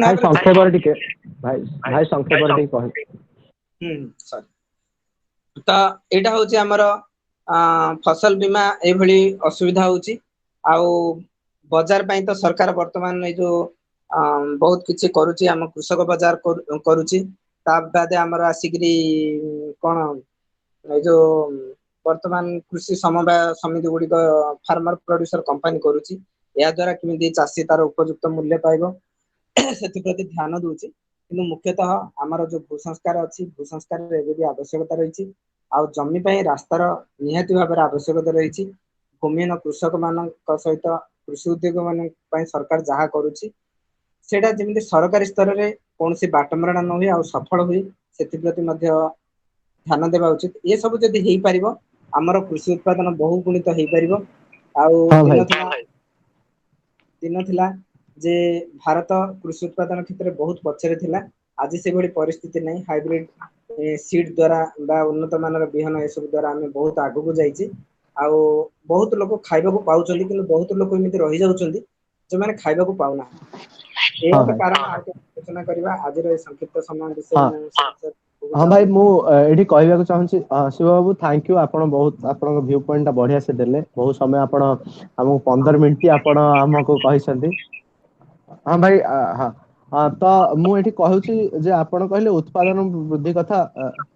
माइक ऑन रहि जाइछि शिव बाबू माइक टिके ऑन हाँ तो मु एठी एइथ कहूली जे उत्पादन कथा उत्पादन आमर बहुत उत्पादन अधिक होची आमे वर्ल्ड रे सेकंड प्रोड्यूसर माने आमे खाद्य शस्य रे सेकंड प्रोड्यूसर तो उत्पादन वृद्धि कले हबनी जदि आमे वर्ल्ड हंगर इंडेक्स रे देखिबा आर वर्ष बाहरतिला ए वर्ष बाहरिबो पर तो वर्ल्ड हंगर इंडेक्स रे देखिबा 120 टी राष्ट्र ରାଷ୍ଟ୍ର 2 नंबर रे अच्छे। हेलो हेलो हेलो हाँ प्रत्युष कुह भॉइस आसुची प्रत्युष भॉइस आसुची तमरा भॉइस आसुची हाँ आसुची आसुची प्रत्युष हाँ हाँ हाँ मु कहूଥିଲି ଆମେ ଯୋଉ 170 ରାଷ୍ଟ୍ର ନେଇଥିଲେ ଗ୍ଲୋବାଲ ହଙ୍ଗର ଇଣ୍ଡେକ୍ସ ରେ ସେଇଥିରେ ଆମର ରାଷ୍ଟ୍ର ଥିଲା 102 ନମ୍ବରରେ ଅଧିକ ହଉଛି ଉତ୍ପାଦନ ଅଧିକ ହବା ସହିତ ଆମେ ଏହା କରୁଛେ ଯେ ଖାଦ୍ୟ ନଷ୍ଟ ପରିମାଣ ବି ଆମେ ନିଜେ ନିଜେ ବଢେଇ ଦଉଛେ କେମିତି ଆମେ ସବୁବେଳେ କହୁଛେ ଆମ ପାଇଁ ଶୀତଳ ଭଣ୍ଡାର ଦରକାର ଶୀତଳ ଭଣ୍ଡାର ରହୁଛି ଯେମିତି ଏଫସିଆଇ ଗୋଦାମରେ ଏଇ ବର୍ଷ ରିପୋର୍ଟ ଆଇଥିଲା 10-15 ଦିନ ତଳୁ ଆଇଥିଲା ଯେ ଏଫସିଆଇ ଗୋଦାମରେ 16% ଖାଦ୍ୟ ଶସ୍ୟ ନଷ୍ଟ ହେଇଯାଇଛି ତାର ମୁଖ୍ୟ ଦାୟୀ କିଏ କୋଲ୍ଡ ଷ୍ଟୋର ତ ଏଫସିଆଇ ର ଗୋଦାମ ମାନେ କୋଲ୍ଡ ଷ୍ଟୋର ତ ଏଠି ମୁଖ୍ୟ ଦାୟୀ ହଉଛନ୍ତି ଆମର ଖାଦ୍ୟ ଯୋଗାଣ ଟା ଠିକ ସେ ହେଇପାରୁନି ଖାଦ୍ୟ ଯୋଗାଣ ଟାକୁ ଆମେ ଯଦି ସ୍ଥିରୀକୃତ କରିପାରିବା ତାହେଲେ ଆହୁରି ବଢିଆ ସେ ଆମେ ସମସ୍ତ ଖାଦ୍ୟ ଯୋଗାଇ ପାରିବା ଯେମିତି କି 102 ନମ୍ବର ରାଙ୍କ କଥା କହିଲି ସିରିଆ ହେଲା ଆଫଗାନିସ୍ତାନ ହେଲା ଆଫଗାନିସ୍ତାନ ଆମଠୁ ତଳେ ଅଛି କିନ୍ତୁ ସିରିଆ ହେଲା ଇରାନ ହେଲା ପାକିସ୍ତାନ ହେଲା ଆମଠୁ ଯୋଉ କଣ ଶ୍ରୀଲଙ୍କା ହେଲା ବାଂଲାଦେଶ ହେଲା ସେମାନେ ଆମଠୁ କେମିତି ରାଙ୍କରେ ବହୁତ ଅଧିକ ଅଛନ୍ତି ସେଟା ଆଶ୍ଚର୍ଯ୍ୟ କଥା କାରଣ ତାଙ୍କର ଉତ୍ପାଦନ କମ କିନ୍ତୁ ତାଙ୍କର ଯୋଗାଣ ଟା ଭଲସେ ହେଇପାରୁଛି ଆମର ଏଠି ଯୋଗାଣ ଟା ହେଇପାରୁନଥିବା କାରଣରୁ ମତେ ଲାଗୁଛି ଯେ ଆମର ଖାଦ୍ୟ ସମସ୍ୟା ବହୁତ ଅଧିକ ରହୁଛି ତା ସହିତ ମୁଁ କହିଦଉଛି ଆଜି ବିଶ୍ଵ ଖାଦ୍ୟ ଦିବସ ବିଶ୍ଵ ଖାଦ୍ୟ ଦିବସ ଏଠି ଆମେ ଯୋଉ ବି ଆଲୋଚନା କରୁଥିଲୁ ତେବେ ବିଶ୍ଵ ଖାଦ୍ୟ ଦିବସ କେମିତି ଆରମ୍ଭ ହେଲା ଏବଂ ତା ବିଷୟରେ କିଛି ସଂକ୍ଷିପ୍ତରେ ମୁଁ କହିଦଉଛି ପ୍ରକୃତରେ ବିଶ୍ଵ ଖାଦ୍ୟ ଦିବସ ଅର୍ଗାନାଇଜ କରେ ଫୁଡ ଆଣ୍ଡ ଏଗ୍ରିକଲଚର ଅର୍ଗାନାଇଜେସନ ବିଶ୍ଵ ଖାଦ୍ୟ ସଂଗଠନ ଏଇଟାକୁ କୁହାଯାଏ ଏଇଟା ଯୁକ୍ତରାଜ୍ୟ ସଂଘର ଯେମିତି ୟୁନାଇଟେଡ ଷ୍ଟେଟ୍ସ ର ୟୁନାଇଟେଡ ନେସନ ର ଏଇ ମାନେ ଅର୍ଗାନାଇଜେସନ ଟା ଫାଓ ତାକୁ କୁହାଯାଏ ଫୁଡ ଆଣ୍ଡ ଏଗ୍ରିକଲଚର ଅର୍ଗାନାଇଜେସନ ଇଏ ଅକ୍ଟୋବର 16 ରେ କରିବାର କାରଣ ଯେ ଅକ୍ଟୋବର 16 ରେ ଏଇଟା ଗଠିତ ହେଇଥିଲା ମାନେ ଏଇଟା ଏଷ୍ଟାବ୍ଲିଶ ହେଇଥିଲା ତାହା ସହିତ ଏଇଠାରେ ଖାଦ୍ୟ ଆବଶ୍ୟକତା କଣ ଖାଦ୍ୟ ସମସ୍ୟା କଣ ଏବଂ ଖାଦ୍ୟ ଜନିତ ଅସୁବିଧା କଣ ତା ବିଷୟରେ ରିପୋର୍ଟ ବାହାର କରେ ପ୍ରତିବର୍ଷ ଏଇ ବର୍ଷ ବାହାରିବ ପରେ ପରେ ତା ସହିତ ଏଇଟା ଆମର ଏଇଟା 75ତମ ଦିବସ ମାନେ ଫାଓ ପ୍ରତିଷ୍ଠାର 75 ଦିବସ ଅବସରରେ ଏଇ ସବୁ ଆଲୋଚନା କରୁଛୁ ଆଜି ଆମେ ଆମର ପ୍ରଧାନମନ୍ତ୍ରୀ 75 ଟଙ୍କାର ଗୋଟେ ମୁଦ୍ରା ମାନେ ଆରମ୍ଭ କରିଛନ୍ତି ଏଇଥିପାଇଁ ତ ଆଜିର ପ୍ରକୃତରେ ଥିମ୍ ହଉଛି ଫୁଡ ଆଣ୍ଡ ଏଗ୍ରିକଲଚର ଅର୍ଗାନାଇଜେସନ ତରଫରୁ ଆଜି ଥିମ୍ କରିଛନ୍ତି ଗ୍ରୋ ନରିଶ ସଷ୍ଟେନ ଟୁଗେଦର ତ ଏହାର ଯଦି ଓଡିଆ ମିନିଂ ମୁଁ ବାହାର କରିଛି ତାର ଅର୍ଥ ହଉଛି ଯେ ଫସଲ ବୃଦ୍ଧି କରିବା ଭଲ ଭାବରେ ଖାଦ୍ୟ ଯୋଗାଇ ପୁଷ୍ଟି ସାଧନ କରିବା ସହିତ ମିଳିତ ହୋଇ ଚିରପୋଷ୍ୟମାନ ରହିବା ଏହାର ଅର୍ଥ ଯେ ଆମେ ଫସଲ ବୃଦ୍ଧି କରିବା ଏବଂ ନ୍ୟୁଟ୍ରେଣ୍ଟ ରିଚ ଫସଲ ବୃଦ୍ଧି କରିବା ଯେମିତି ଆମର ଏମଏସପି କଥା ମୁଁ ଫାଷ୍ଟ କହୁଥିଲି ଆମେ ଏମଏସପି ଦେଇଦଉଛେ ଖାଲି କିଛି କିଛି ଫସଲରେ ଯେମିତି ହେଇଗଲା ଧାନ ମକା ଆମର ଗହମ ହେଇଗଲା ଯାହାର ଉତ୍ପାଦନ ଆମର ହାଇଏଷ୍ଟ କରିଦଉଛେ ଆମେ ଧାନ ଉତ୍ପାଦନରେ ସେକେଣ୍ଡରେ ଅଛେ ଗହମ ଉତ୍ପାଦନରେ ସେକେଣ୍ଡରେ ଅଛେ ଆମେ ବହୁତ ଉତ୍ପାଦନ କରିଦଉଛେ ଦୁଗ୍ଧ ଉତ୍ପାଦନରେ ଫାଷ୍ଟ ଅଛେ କିନ୍ତୁ ତାହାକୁ ଠିକ ସେ ଉପଯୋଗ କରିପାରୁନେ ବହୁତ ସାରା ଜିନିଷ ନଷ୍ଟ ହଉଛି ତେଣୁ ନଷ୍ଟ ପରିମାଣକୁ କେମିତି କମେଇ ପାରିବା ସେଇ ଉପରେ ଆମେ ଆଲୋଚନା କରିଥିଲେ ଆଜି ବହୁତ ଭଲ ଆଲୋଚନା ଆମର ହେଲା ଶିବ ବାବୁ ବହୁତ ସାରା ଜିନିଷ କହିଲେ କୃଷି ଉତ୍ପାଦନ ବୃଦ୍ଧି ଉପରେ କୃଷି ଉତ୍ପାଦନ ବୃଦ୍ଧି ଉପରେ ଆମେ ଆଉ ଗୋଟେ ଥର ୱେବିନାର କରିବା ତ ବିଶ୍ଵ ଖାଦ୍ୟ ଦିବସ ଅବସରରେ ମୁଁ ଆଉ ଟିକେ କିଛି କହିଦଉଛି ଯେ କାହିଁକି ଆମର ଏତେ ଖାଦ୍ୟ ପରିମାଣରେ ଏତେ ମାନେ ଆମେ ନଷ୍ଟ କରୁଛେ ତ ମୁଁ ଫାଷ୍ଟରୁ ଶାରଦା ଭାଇ କହୁଥିଲେ ଯେ କେକ୍ ଫୋପଡା ଫୋପଡି କଥା ସେ ଉପରେ ମୁଁ ଗୋଟେ କହୁଛି ପ୍ରତିବର୍ଷ 130 କୋଟି ଟନ ଯାହା ହଉଛି ମାନେ ବିଶ୍ଵ ଖାଦ୍ୟ ଯେତିକି ଉତ୍ପାଦନ ହୁଏ ତାହାର ଅଧା କହିବାକୁ ଗଲେ 130 କୋଟି ଟନ ଖାଦ୍ୟ ନଷ୍ଟ ହୁଏ ସାଧାରଣ ଲୋକ ନଷ୍ଟ କରନ୍ତି ସବୁଠୁ ଖାଦ୍ୟ ଅଧିକ ନଷ୍ଟ ହୁଏ ୟୁଏସଏ ରେ କାରଣ ୟୁଏସଏ ରେ ତାଙ୍କର ଖାଦ୍ୟ ସବୁ ରିଚ୍ ଫୁଡ ଥାଏ ଯେମିତି କି ସେମାନେ ଅଧିକ ପରିମାଣରେ ବିଫ୍ ଖାଆନ୍ତି ବିଫ୍ ସବୁବେଳେ ଖାଇ ହୁଏନି ଅଧିକ ଯେଣୁ ତାଙ୍କର ବହୁତ ନଷ୍ଟ ହୁଏ ତା ସହିତ ହଟଡଗ ସେଟା ବହୁତ ନଷ୍ଟ ହୁଏ ତାପରେ ଆସିବା ଆମ ଭାରତ ରାଙ୍କରେ 3ରେ ଅଛି ଯୋଉଠି ମୁଁ କହୁଛି ସାରଦା ଭାଇ ନିଜେ କହୁଥିଲେ କି ଆମର ସମସ୍ତେ ଜାଣିଥିବେ ଆମର ସବୁ ଓଡିଆ ଘର ଲୋକ ଆଉଛୁ ଆମେ ଖାଦ୍ୟକୁ ଲକ୍ଷ୍ମୀ ବୋଲି କହୁ ଅନ୍ନକୁ ବ୍ରହ୍ମ ବୋଲି କହୁ। ଖାଦ୍ୟକୁ ଫୋପାଡ଼ିଲେ ଆମେ ତାକୁ ଅସମ୍ମାନ ବୋଲି ମାନେ ଖାଦ୍ୟ ପ୍ରତି ଅସମ୍ମାନ ବୋଲି ଭାବୁ, କିନ୍ତୁ ସେଇ ଧାରଣା ଆଜି ଲୋକମାନଙ୍କ ନାହିଁ। ଲୋକ ମଡର୍ଣ୍ଣାଇଜ ହେଇଗଲେଣି ଏବଂ ଖାଦ୍ୟକୁ ଯାଛା ତାହା କରିକି ଫୋପାଡୁଛନ୍ତି। ଆପଣ ମାନେ ଯେମିତି କିଶୋର ଭାଇ କହୁଥିଲେ ଯେମିତି କି ଭୋଜି ମାନଙ୍କରେ ଯୋଉ ଖାଦ୍ୟ ଫୋପାଡା ଫିଙ୍ଗା ଚାଲିଛି। ତା ସହିତ ଗ୍ଲୋବାଲ ହଙ୍ଗର ଇଣ୍ଡେକ୍ସ କଥା କହିଲି। ଗ୍ଲୋବାଲ ହଙ୍ଗର ଇଣ୍ଡେକ୍ସ ରେ 170ଟି ରାଷ୍ଟ୍ର ନିଆଯାଇଥିଲା। 170 ରାଷ୍ଟ୍ରରୁ 102 ନମ୍ବର ସ୍ଥାନ ଆମେ ଇଣ୍ଡିଆ ଗ୍ରହଣ କରିଛେ। ଏଇ 102 ନମ୍ବର ସ୍ଥାନ ଗ୍ରହଣ କରିବାରେ ଆମେ 70ଟି ରାଜ୍ୟକୁ ନେଇଥିଲୁ। ଆମ ଇଣ୍ଡିଆର 70ଟି ରାଜ୍ୟକୁ ନେଇଥିଲୁ ଏବଂ ଓଡିଶା ସେଥିରେ କେତେ ନମ୍ବର ରାଙ୍କ ରେ ଥିବ? 12 ନମ୍ବର ରାଙ୍କ ରେ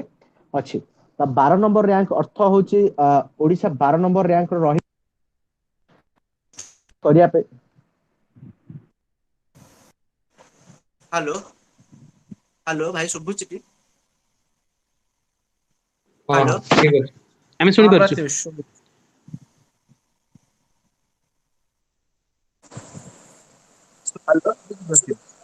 ହଁ ଶୁଭୁଛି। ହଁ ମୁଁ ଗ୍ଲୋବାଲ ହଙ୍ଗର ଇଣ୍ଡେକ୍ସ କଥା କହିଦେଇଛି। 17ଟି ଆମେ ଯୋଉ ନେଇଛେ ରାଜ୍ୟ ତା ଭିତରୁ ଓଡିଶା 12 ନମ୍ବରରେ ଅଛି। ଏବଂ ଓଡିଶା ଯୋଉ 12 ନମ୍ବର ରହିବାର ମୁଖ୍ୟ କାରଣ ହଉଛି ଆମର ଯୋଉ ନଗଡାରେ ପରିସ୍ଥିତି ହେଇଥିଲା ତାହାକୁ ଦେଖିକି ନବୀନ ବାବୁ 2018 ମସିହାରେ ଆମର ଆଣିଥିଲେ କଣ ମିଲେଟ ମିଶନ। ତା ସହିତ ମୁଁ କହିଦଉଛି 2018 ମସିହାରେ ଆମର ରାଜ୍ୟ ଆମର ଯୋଉ ଦେଶର ମିଲେଟ ମିଶନ ଆରମ୍ଭ ହେଇଥିଲା। ଆମେ ସେଟାକୁ ମାନେ ଜାତୀୟ ମିଲେଟ ମାନେ ବର୍ଷ ବୋଲି ଆମେ ମାନେ କରିଥିଲେ। ତା ସହିତ 2023 ମସିହାକୁ ୟୁଏନ ମଧ୍ୟ କହିଛି ସେ ମାନେ ବିଶ୍ଵ ମିଲେଟ ମାନେ କରିବ ସେଇଟାକୁ ବିଶ୍ଵ ମିଲେଟ ମାନେ ସବୁଦିନ କରିବ। ମାନେ ସେଇ ବର୍ଷଟାକୁ ବିଶ୍ଵ ମିଲେଟ ବର୍ଷ କରିବ। ତା ସହିତ ମୁଁ କହୁଛି ଆମର କାହିଁକି ମିଲେଟ କି ଏମତି ଯୋଉ ପ୍ରୋଟିନ ରିଚ ଖାଦ୍ୟ ବଢୁନି ତାର ମୁଖ୍ୟ କାରଣ ହଉଛି ଏମତି ବି ଆମେ କାରଣ ଆମେ ହ୍ୟାଲୋ ଶୁଭୁଛି ତ? ହ୍ୟାଲୋ ହଁ ପ୍ରତ୍ୟୁଷ ହଁ ଶୁଭୁଛି। ତ ଆମେ ବି ସେଇ ମାନେ ଧାରାରେ ଯାଉଛେ ଯେ ଆମେ ପ୍ରୋଟିନ ରିଚ ଖାଦ୍ୟକୁ ଆମକୁ ଭଲ ଲାଗୁନି। ଆମକୁ ଖାଲି ପାଟି ସୁଆଦ ଖାଦ୍ୟକୁ ଭଲ ଲାଗୁଛି। ଯେମିତି କିି ମୁଁ ଆଉ ଗୋଟେ କଥା ମଧ୍ୟ କହିବି 17ତମ ଅଧ୍ୟାୟରେ ଶ୍ରୀକୃଷ୍ଣ କହିଛନ୍ତି ଯେ ସାତ୍ଵିକ ଖାଦ୍ୟ ଖାଆନ୍ତୁ। ସାତ୍ଵିକ ଖାଦ୍ୟ ଖାଇବା ଦ୍ଵାରା ଆପଣଙ୍କର ମନ ଆଉ ବୁଦ୍ଧି ସବୁବେଳେ ଭଲ ରହିବ। ସାତ୍ଵିକ ଖାଇବା ହଉଛି ପ୍ରୋଟିନ ରିଚ୍ ଖାଇବା। ଯଦି ଆମେ ମଡର୍ଣାଇଜ ଭାଷାରେ କହିବା ପ୍ରୋଟିନ ରିଚ୍ ଖାଇବା। ପ୍ରୋଟିନ ରିଚ୍ ଖାଇବା ଦ୍ଵାରା କଣ ହବ ନା ଆମେ ପୃଷ୍ଟି ସାଧନ କରିବା ସହିତ ଆମର ଯୋଉ ମାନେ ନଗଡାରେ ଯେମିତି ଶିଶୁ ଅଣ୍ଡର ୱେଟ ରହିଗଲେ ମୁଁ ଯଦି କହିବି ଓଡିଶାରେ 50% ବାଳକ ହଉଛନ୍ତି ଅଣ୍ଡର ୱେଟ। ଆଉ ଓଭର ୱେଟ କଥା ବି କହିଲେ ଆପଣ ହସିବେ ଓଭର ୱେଟ ହଉଛନ୍ତି 20%। ଯୋଉଟା କି ଭୁବନେଶ୍ଵର କଟକ ଏବଂ ବାଲେଶ୍ଵର ଏମିତି ରାଉରକେଲା କିଛି ସିଟିରୁ ମିଳନ୍ତି। ତାହାର ମୁଖ୍ୟ କାରଣ ହଉଛି ଫାଷ୍ଟଫୁଡ ଖାଦ୍ୟ ଯେମିତି ଆମେ ଫାଷ୍ଟ କଥା ହେଇସାରିଛେ। ତେଣୁ ଏତେ ସବୁ ରିପୋର୍ଟ ଆମେ ପଢିଲା ପରେ ରିପୋର୍ଟ ମୋ ହାତରେ ବହୁତ ସାରା ରିପୋର୍ଟ ଅଛି ପଢି ହବନି ସବୁତକ। କିନ୍ତୁ ମୁଁ ଏତେ ସବୁ ରିପୋର୍ଟ ପଢିଲା ପରେ ଗୋଟିଏ କଥା ଭାବୁଛି ଯେ ଖାଦ୍ୟଟାକୁ ଆମେ ଜରୁରୀ ବୋଲି ମାନେ କେବେ ବି ମନେ କରୁନୁ। ଆମେ ଖାଦ୍ୟର ମାନେ ମୂଲ୍ୟ ଟାକୁ ଆମେ ବୁଝି ପାରିଲେନି ଆଜି ଯାଏଁ। ଯୋଉଟା ଫ୍ରିରେ ମିଳେ ତାହା ସେଇ ଖାଦ୍ୟକୁ ଆମେ ଯୋଉ ଜିନିଷଟା ଫ୍ରିରେ ମିଳେ ଆମେ କାହାକୁ ଆମେ ଭଲସେ ବୁଝି ପାରୁନା। ସେଇଥିପାଇଁ ମୁଁ କହୁଛି ଏଠି ସରକାରଙ୍କୁ ବି ମଧ୍ୟ କହିବାକୁ ଚାହୁଁଛି ଯେ ପ୍ରତି ସ୍କୁଲରେ କୃଷି ବିଷୟରେ କିଛି ଅଧ୍ୟାୟ ରହୁ। ଯେମିତି ସେ ଜାଣିପାରିବ ଗୋଟେ ମାନେ କିଶୋର ବା ଗୋଟେ ଲୋକ ଜାଣିପାରିବ ଯେ କଣ ପାଇଁ ଆମେ ଖାଦ୍ୟ ନଷ୍ଟ କରିବା। କାରଣ ଖାଦ୍ୟ ଯୋଉ ଉତ୍ପାଦନ ହଉଛି ଗୋଟେ ଚାଉଳ ଗ୍ରେନ ଉତ୍ପାଦନ ହବାକୁ 120 ଦିନ ଲାଗେ ଏବଂ ତାର ପରିଶ୍ରମ ବହୁତ ଅଧିକ। ସେଇ ପରିଶ୍ରମ ଟାକୁ ଯଦି ଗୋଟେ ପିଲା ହୃଦୟଙ୍ଗମ କରିପାରିଲା ବୁଝିପାରିଲା ସେ ତାହେଲେ ଆମେ ଜାଣିପାରିବା ଯେ ଆମ ଖାଦ୍ୟ ନଷ୍ଟ ପରିମାଣ କମିବ। କିନ୍ତୁ ତା ସହିତ ଆମେ ବି ଗୋଟେ ଇମ୍ପୋର୍ଟାଣ୍ଟ ଜିନିଷ ନେଇପାରିବା ଆମର ମାନେ ଆମେ ଇନିସିଏଟିଭ ନେଇପାରିବା ଯେ ଖାଦ୍ୟ ନଷ୍ଟ ଆମେ ନିଜେ କେତେ କମ କରିପାରଛେ ତା ଉପରେ ଆମେ ଧ୍ୟାନ ଦବା। କାରଣ ମୁଁ ଯେତିକି ଦେଖିଛି ଆମେ ଯେତେବେଳେ କ୍ୟାଣ୍ଟିନରେ ଖାଉ ଆମ କଲେଜ କ୍ୟାଣ୍ଟିନରେ ତ ଖାଦ୍ୟ ନଷ୍ଟ ପରିମାଣ ଏତେ ଅଧିକ ହୁଏ ମୁଁ କିଛି କହିପାରେନି। ମୁଁ ଯାହାକୁ କହେ ସେ କହୁଛନ୍ତି ଖାଦ୍ୟ ନଷ୍ଟ ହୁଏନି ଖାଦ୍ୟ ଅଣୁଜୀବ ଖାଇଦିଅନ୍ତି। ଆରେ ଭାଇ ଖାଦ୍ୟ ଅଣୁଜୀବ କଣ ଖାଆନ୍ତି? ତମେ ନିଜେ ବି ମାନେ ଭାବିବା କଥା ଯେ ଯୋଉଠି ଲୋକମାନଙ୍କୁ ଖାଦ୍ୟ ମିଳୁନି ଗୋଟେ ଲୋକକୁ ଯଦି ଖାଦ୍ୟ ମିଳିଥାନ୍ତା ସିଏ ଆମ ଦେଶର ଉନ୍ନତି କରିପାରିଥାନ୍ତା। ସେଇଠି ଅଣୁଜୀବ ଖାଇବାର ମାନେ କଣ ମୁଁ କିଛି ବୁଝିପାରିନି ସେ କଣ ପାଇଁ କୁହନ୍ତି। ତା ସହିତ ମୁଁ ଆହୁରି ଗୋଟେ କଥା କହୁଛି ଯଦି ଆମେ ଖାଲି ଭାବିବା ଆମେ ହଉଛନ୍ତି ଖାଉଟି ଆମେ ଖାଲି ଖାଇବା ଏହା ନୁହେଁ ଆମେ ଖାଉଟି ସହିତ ଆମେ ବହୁତ କିଛି କରିପାରିବା। ଯେମିତି ଆମେ ଆଜି ୱେବିନାର କରୁଛେ ଏଇଟା ଗୋଟେ ନିହାତି ଭାବରେ ଆନ୍ଦୋଳନ। କାରଣ ଏଇ ଟାଇମରେ କୋଭିଡ ଟାଇମରେ ଆମେ ଯେହେତୁ ଆମେ ଏତେ ଇନିସିଏଟିଭ ନେଇ ପାରୁଛେ ସେଇଟା ଗୋଟେ ଆନ୍ଦୋଳନ। କିନ୍ତୁ ଏଇଥିରେ ପିଲାମାନେ ମିଶିବାକୁ ଚେଷ୍ଟା କରୁନାହାନ୍ତି। ଯେମିତି ଆମେ ଏଇଠି ଦେଖୁଛେ ମୋ ଦେଖିବାରେ 5 ରୁ 6 ଜଣ ଆମେ ଅଛେ ମାତ୍ର तार अर्थ हूँ जे आम जो सब जिन को नेग्लेक्ट करदे आम जोटा आमको मिले फ्री रे आम नेग्लेक्ट करदे जोटा आमको कॉस्टली कॉस्ट दबा पड़े ता ऊपर आम अधिक आलोचना करूँ जमती होगला आम बहुत सारा बिल उपर आलोचना करछे आमको किसी कॉस्ट दबा पड़े आमर स्वार्थ थाए से आम आलोचना करूँ किंतु एटा ऊपर आमर स्वार्थ नहीं एटा खाद्य तो आम घर को सबुदिन आउची आमे एई ऊपर कथा हेले केते नहले केते ए आमे भाबी दो किंतु जदि आमे भाबिबा जे खाद्यटा जो जो लोक पाखु पहुंचुनी ता पेट को केते आहार दरकार आमे दिने अनुभव करि परिबा ताहले जाय कि आमे जानि परिबा खाद्यर दुख कोन तेणु एठी आउ गोटे कथा कहि दउची लास्ट कथा लास्ट माने कहि दउची लाल बहादुर शास्त्री आमर जतले कहिथिले जय जवान जय किसान सेतले सीए कोन करथिले ना उपवास रहिबार गोटे प्रथा आरंभ करथिले से गोटे बेला खाद्य खाउथिले एवं गोटे बेला उपवास रहउथिले एमति ताकू हम पत्रकार माने ताकू क्वेश्चन पचारले जे आपण उपवास काहे रहउछन्ती से कहउछन्ती जेहेतु एबे महामारी माने एबे चालीची भूखमारी चालीची चारियाडे मु देखिया को चाहूँ जो लोकटी खाद्य अभाव रे रहउची से लोकटी केमिति रहउची ता सहित से प्रति एकादशी रे मध्य उपवास करथिले एवं कहउथिले जो खाद्य अभाव रे जो लोकटी रहउची से केमिति रहउची ता अनुभव कर तेणु मु आपण मानु कहूची जे खाद्य समस्या बहुत उत्कट ताको आमे खाली जोड़ी दउचे पॉलिसी सहित जमते शिव बाबू बहुत सारा पॉलिसी कहले पॉलिसी मेकिंग तो बहुत सारा होउची किंतु खाद्य नष्ट करिवार प्रमुख दायित्व होउची आम साधारण लोक मान साधारण लोक मानकर होची प्रमुख दायित्व खाद्य आमे नष्ट काहे करूचे ताहाको आमे केमिति रखि परिबा गोटे चाषी खाद्य नष्ट को रखि पारिबो कि नाही आमे ताहाको परे आलोचना करिबा कारण से उत्पादन बहुत अधिक करूची चाषी भाई प्रति आमे चिर नमस्ते से उत्पादन बहुत करूची आकु आमे किछि ब्लेम करबानी कि सरकार को आमे खाली ब्लेम कर देले सब कथा रे हबनी कारण सरकार को आमे आंदोलित करि परिबा तो एतिकी रे मु हमर आलोचना को भाबुची शेष करबी किए किछि कहबा जदी टिके चाहबे प्रत्युष मु टिके गोटे कथा कहै पई चाहूची हमर ज्ञान बाबू वर्तमान जॉइन करले तो तांकू समस्त वेलकम करंतु कृषक संवाद रा एडिटर हां भाई हाँ ज्ञान बाबू आपण को स्वागत मु आपण को फोन उठेई पार नथिली दी थर आपण फोन कले मु काटिची कारण मु वेबिनार रे थिली तो आपण को नमस्कार आपण को स्वागत आपण जदी 2-3 मिनिट रे आपण को व्यू पॉइंट टिके कहि देबे हमें उपकृत हो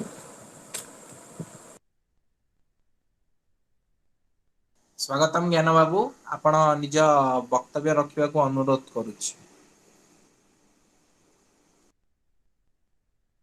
ज्ञान बाबू बोधे लेफ्ट हे गले हाँ हाँ ओके किछि दरकार माने आउ थरे तांगु जदी किशोर भाई टिके कहि परिबो तो आमे लास्ट को कह ज्ञान बाबू पुणी जॉइन कले तांगर बोधे किछि नेटवर्क इश्यू होची ज्ञान बाबू हां हेलो प्रेजेंटेशन टा टिके ज्ञान बाबू बंद कर दियंतु ओके से लेफ्ट हां ठीक अछि कहंतु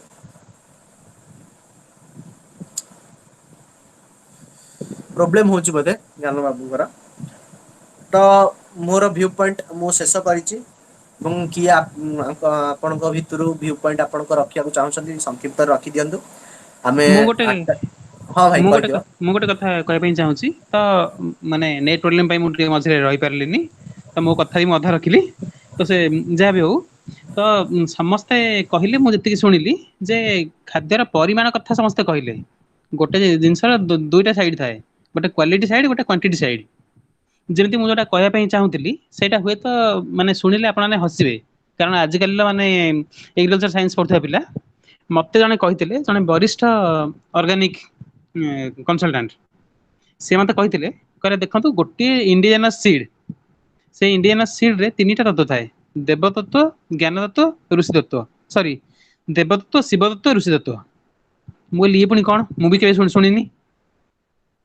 ତ ସେଠି ସେ ମତେ କହିଲେ ଆପଣ ଏତିକି ଜାଣନ୍ତୁ ଯେ ଆମର ଯୋଉଟା ଆସୁଛି GM seeds genetically modified seeds ବା ହାଇବ୍ରିଡ୍ ସିଡ୍ସ ସେଇଥିରେ ଆସୁନି ଆମର ଋଷି ତତ୍ତ୍ୱ ରହୁନି ମୁଁ କହିଲି ନ ରହିଲେ କ'ଣ ହବ ନା ନ ରହିଲେ ଏଇଆ ହବ ଆମମାନେ କ'ଣ ମାନେ କ୍ୱାଣ୍ଟିଟି ବେଶୀ ଖାଇବା ମାନେ କିନ୍ତୁ ମାନେ ଆମ ଦେହରେ ସେ ଖାଦ୍ୟ ଠିକ୍ ସେ ଲାଗିବ କ୍ୱାଲିଟି ପାଇବାନି ଦେହରେ ସେ ଖାଦ୍ୟ ଲାଗିବ ନାହିଁ ଏକ କଥା ଦୁସରା କଥା କହିଲେ ଏମିତି ହବ ଅବସ୍ଥା ଆମେ ସମସ୍ତେ ଜାଣୁଥିବା ଯେ ଭୁଲ କ'ଣ ଠିକ୍ କ'ଣ କିନ୍ତୁ ଭୁଲକୁ ରେକ୍ଟିଫାଏ କରିବା ପାଇଁ ଆମର ଭିତରେ ସାମର୍ଥ୍ୟ ନଥିବ ବା ଠିକ୍ କୁ ଆମେ ଆକ୍ସେପ୍ଟ କରିପାରୁ ନଥିବା ମୁଁ କହିଲି ସତ କଥା ତ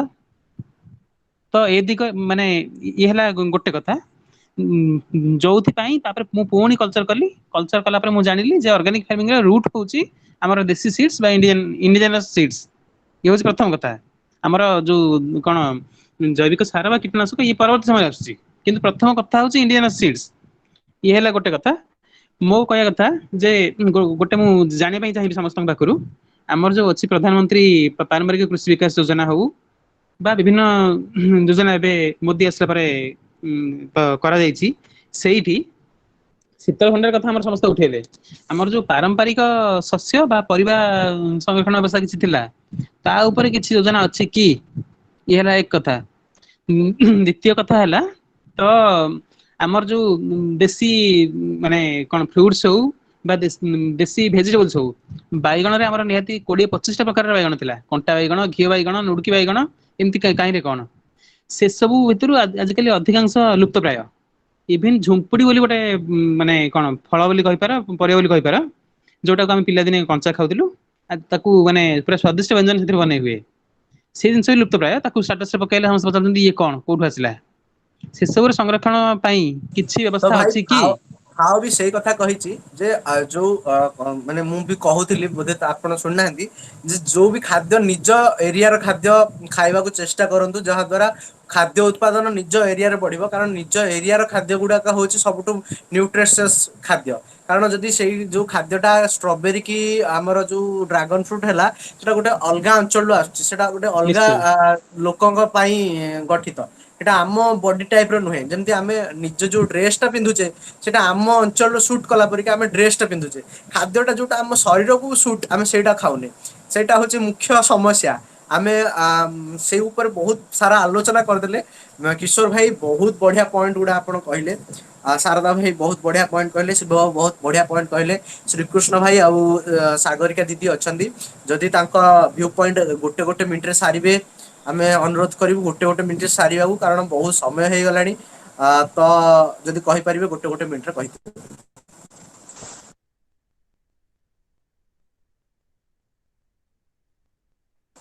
कि कहिबेनी जदि आमे धन्यवाद हमर प्रत्युष भाई। हां हां भाई हां भाई प्रथम तो समस्त स्वागत जणेबी मु श्रीकृष्ण महांती आर्किटेक्चर तृतीय वर्षर छात्र श्री श्री यूनिवर्सिटी। तो आज जो आमर होतला webinar food world food day ऊपर तो या विषय मु किछि कहबिनी काहेकि ना मो पूर्व बहुत भल भल व्यक्ति माने भल भल कथा कहछन्ती एवं मते बहुत भल लागिला सुनिकी किंतु गोटे जिंस एथिरे कहबी कि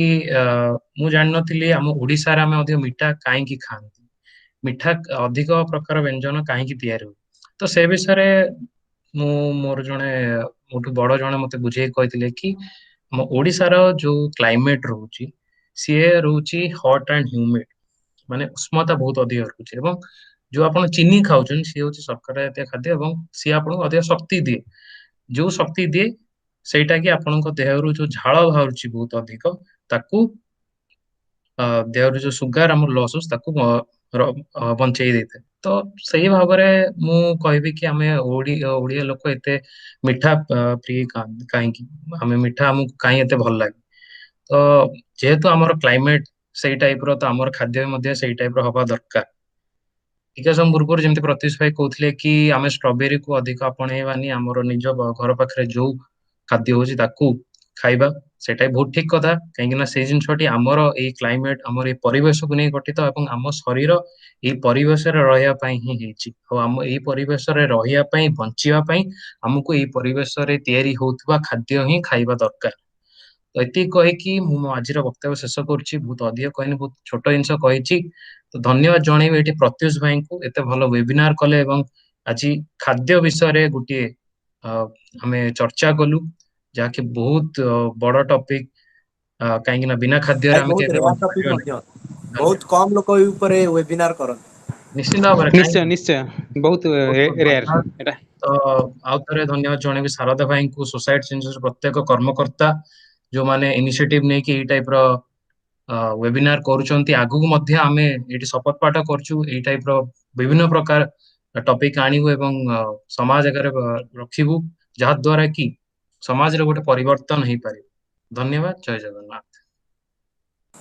तो आमे हम वेबिनार सारिबा हेलो सारिबा ପ୍ରତ୍ୟୁଷ ନିଶ୍ଚିନ୍ତ ହଁ ଓକେ ତ ୱେବିନାର ସାରିବା ଏଠାରେ ଆମେ ପୂର୍ବରୁ ଶେଷ ମୁଁ କରିବା। ସମସ୍ତଙ୍କୁ ଟିକେ ଧନ୍ୟବାଦ ଦେଇ ଦଉଛି ତାପରେ ଶାରଦା ଭାଇ ନିଶ୍ଚିନ୍ତ। ହଁ ଯଦି କିଛି କହିବାକୁ ଚାହୁଁଛନ୍ତି କହିଦିଅନ୍ତୁ ଶାରଦା ଭାଇ। ମୁଁ ବାସ୍ ସେତିକି କହିବି ଟିକେ ଆମେ କ୍ୟାମେରା ଅନ୍ ଗୋଟେ ଭଲ କରିଦିଅନ୍ତୁ ତ ଆମେ ଗୋଟିଏ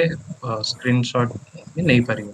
ଦୟାକରି ହଁ ଭାଇ ସମସ୍ତଙ୍କୁ ଅନୁରୋଧ ହଁ କରୁଛି। ଧନ୍ୟବାଦ ଧନ୍ୟବାଦ ମୁଁ କରିଦିଏ ତାପରେ ଆମେ ସ୍କ୍ରିନଶଟ ଆଜ୍ଞା ନେବା। ଆଜ୍ଞା ନିଶ୍ଚିନ୍ତ। ଓକେ ଓକେ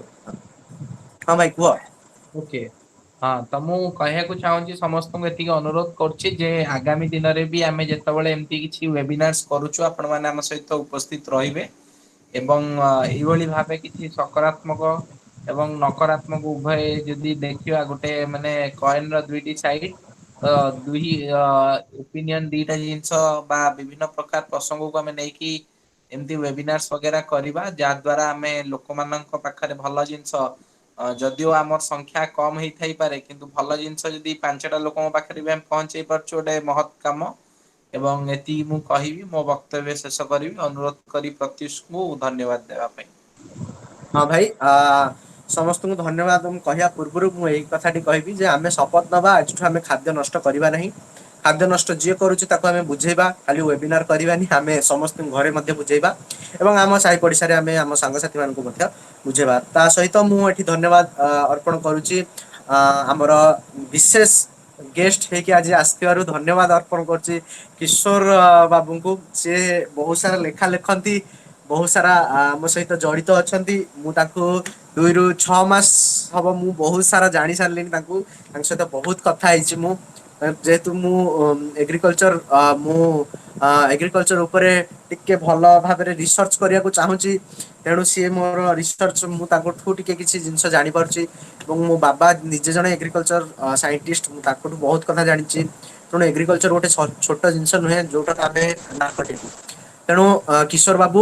କିଶୋର ଭାଇ ଆପଣଙ୍କୁ ବହୁତ ବହୁତ ନମସ୍କାର ଆପଣ ଆମ ସହିତ ଆସିଥିବାରୁ ଆପଣଙ୍କୁ ଥ୍ୟାଙ୍କ ୟୁ ଏବଂ ଆପଣ ଏମିତି ଆମ ସହିତ ଜଡିତ ରହିବେ ଆଗକୁ ଆମେ ୱେବିନାର କଲେ ଆପଣଙ୍କୁ ଡାକିବୁ ଧନ୍ୟବାଦ। ତା ସହିତ ଧନ୍ୟବାଦ କରୁଛି ଶିବ ବାବୁଙ୍କୁ ଶିବ ବାବୁ ନିଜର ଟାୟାର୍ଡ ହେଇକି ମଧ୍ୟ ଯେ ଏତେ ସମୟ ଆମକୁ ଦେଇଥିବାରୁ ତାଙ୍କୁ ମଧ୍ୟ ଧନ୍ୟବାଦ ସିଏ ବହୁତ ସାରା ଭ୍ୟୁ ପଏଣ୍ଟ ଭଲ କହିଲେ ଏବଂ ଆଗକୁ ଆମେ ଗୋଟେ ଭଲ କୃଷି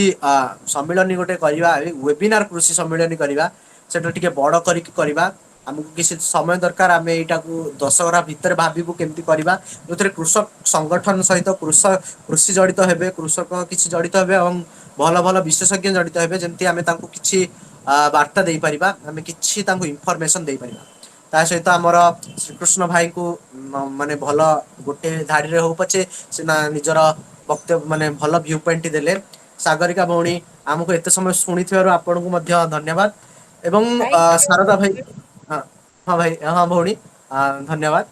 ଏବଂ ତା ସହିତ ଶାରଦା ଭାଇଙ୍କୁ ମଧ୍ୟ ବିଶେଷ ଭାବେ ଧନ୍ୟବାଦ ଆଉ ସିଏ ତାଙ୍କ ଜ୍ୱରରୁ ଉଠିକି ମଧ୍ୟ ଆମ ପାଇଁ ଏତେ ସମୟ କାଢିଛନ୍ତି ଏବଂ ମୁଁ ଏଇ ସାରିଲା ପରେ ସାରିବା ପୂର୍ବରୁ ମୁଁ ଗୋଟେ କଥା କହିଦଉଛି ଖାଦ୍ୟ ନଷ୍ଟ କରିବା ନାହିଁ ଏଇଟାର ଆଜିର ଆହ୍ୱାନ ତ ଏତିକିରେ ଆମେ ଆମର ଶେଷ କରିବା ୱେବିନାର ଜୟ ଜଗନ୍ନାଥ ତା ସହିତ ଏବେ ଶ୍ରୀକୃଷ୍ଣ